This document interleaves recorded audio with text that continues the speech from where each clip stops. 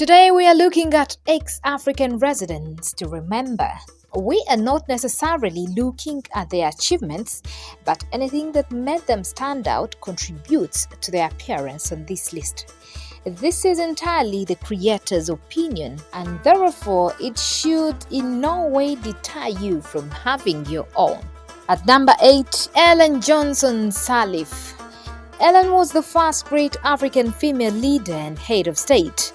She was the 24th president of Liberia, who held office from 2006 to 2018. She has been praised for bringing stability back to Liberia after many years of civil war.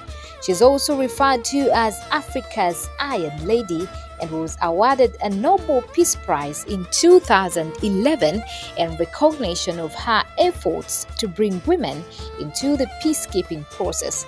She has since then received numerous other awards for her leadership. In June 2016, Sirleaf was elected as the chair of the Economic Community of West African States, making her the first woman to hold the position since it was created.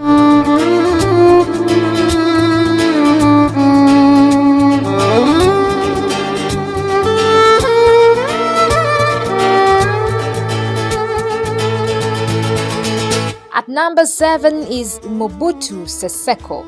Mobutu Seko Kuku Ngendu Banga was a Congolese politician and military officer who was the president of the Democratic Republic of the Congo from 1965 to 1971. Dumb for the taking. Now that I've been put through hell, I never got anyone's help. I had to do it all myself.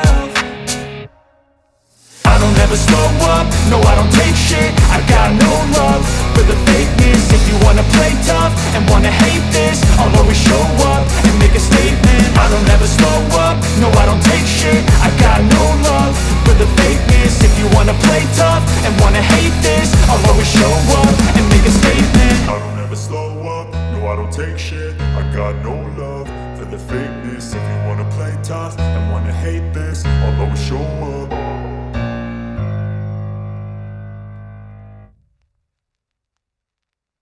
Seko, leader of what was then Zaire, spent £100 million building a luxurious palace complex for himself at Gadolite, the village his family came from and which is now known as the ruined Jungle Palace after it was ransacked in 1997 by rebels when Mobutu was being overthrown. His house still stands as a ghost city in Gadolite, deep in the rainforest of Congo, more than 1,000 kilometers from the capital, Kinshasa. At number 6 is Thomas Isidore No Sankara.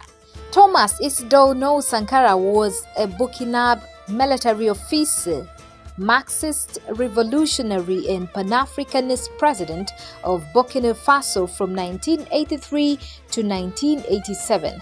He was viewed by his supporters as a charismatic and iconic figure of revolution and was commonly referred to as Africa's Che Guevara. Sankara is remembered for his pro-people actions. He sold off a fleet of government Mercedes-Benz cars and made the Renault 5, the cheapest car sold in Burkina Faso at that time, the official service car of the ministers. As a young president, Sankara lowered his salary to $450 a month and limited his possessions to a car, 4 bikes, 3 guitars, a fridge, and a broken freezer.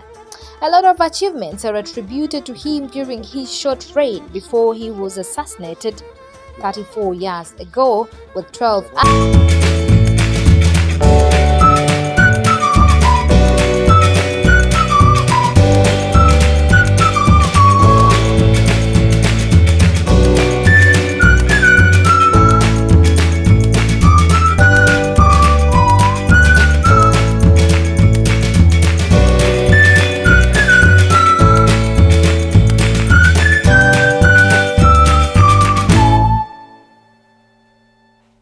of the the Solomonic dynasty. He was an Ethiopian ruler from 1916 to 1974 and the emperor from 1930 to 1974, but was celebrated all over the world, especially the Caribbean countries like Jamaica. Rastas also look to Haile Selassie as a symbol of their positive affirmation of Africa as a source of spiritual and cultural heritage.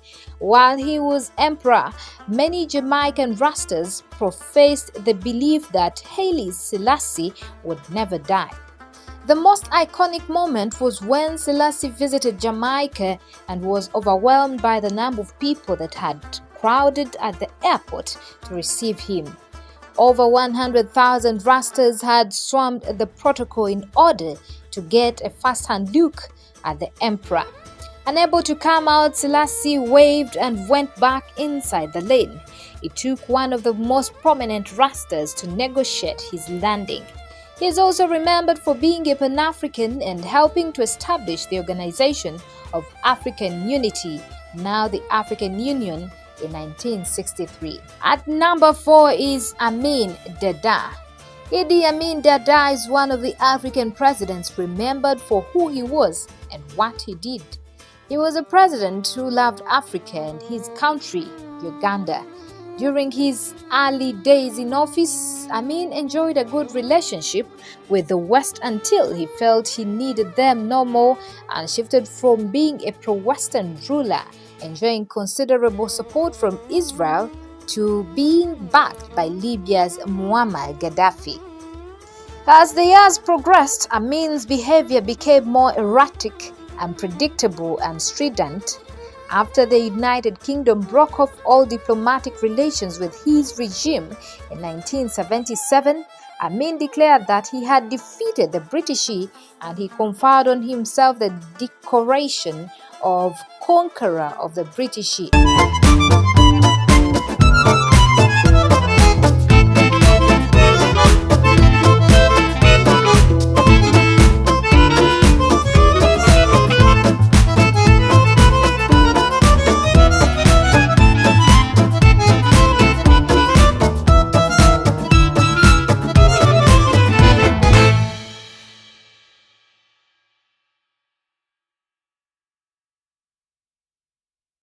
Don't let any superpower control me. At number 3 is Gaddafi. Africa will remember Colonel Gaddafi as one of the presidents it remembers. Having led Libya for the longest time ever in the history of its politics, approximately 40 years, Gaddafi led his country to numerous achievements. Libya became an economic powerhouse in Africa after the president encouraged economic transformation where privatization took center stage. By doing so, Libya had received $40 billion in direct foreign investment by 2004, a six-fold increase over 2003. The transformation did not go well with some sections of the population who reacted against these reforms with public demonstrations. A highly divisive figure, Gaddafi dominated Libya's politics for 4 decades and was the subject of a pervasive cult of personality. He was decorated with various awards and prizes for his love of African unity. During his reign, the standards of living for the people of Libya significantly improved, despite his flaws.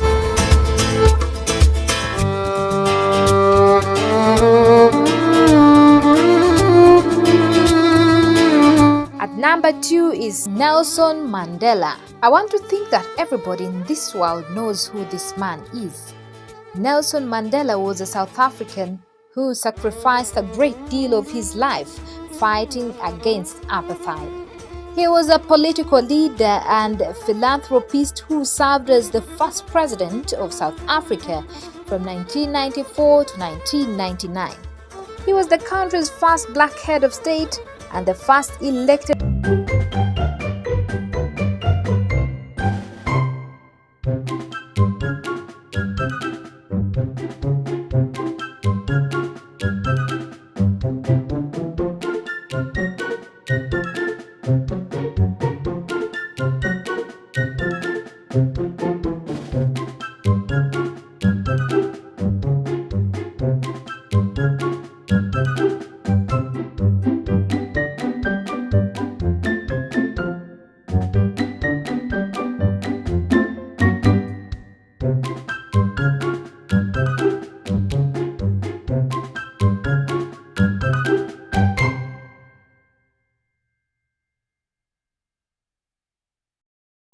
opinion. You are also entitled to yours. To me, John Pombe Joseph Magufuli, the former president of Tanzania, is the most remembered of the ex-presidents who deserve to be remembered ahead of the rest. It is very true that there are other presidents that have done great things to be remembered for, a case in point being Nelson Mandela, but that was long ago. What Magufuli did in Tanzania in the short time he led the country is so iconic and worth remembering.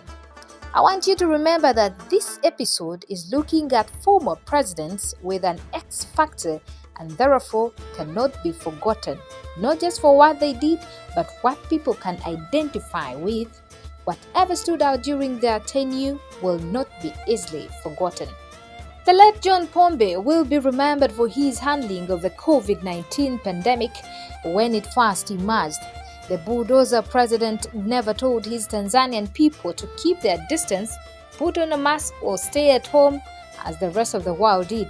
He cast doubt on the global urge to develop the COVID-19 vaccine, claiming that little has been done to help cure other diseases like tuberculosis, HIV/AIDS, malaria, and other infections, and therefore the rush to develop a vaccine for COVID-19 was questionable.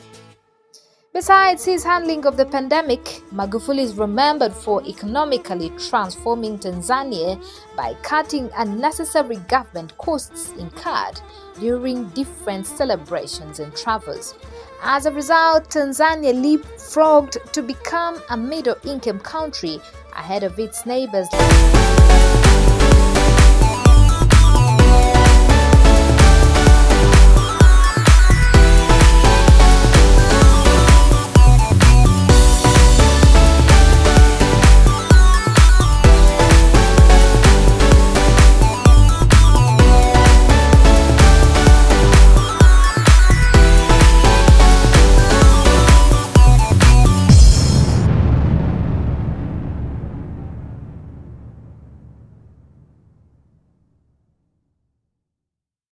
You can be reminded whenever we put a new video.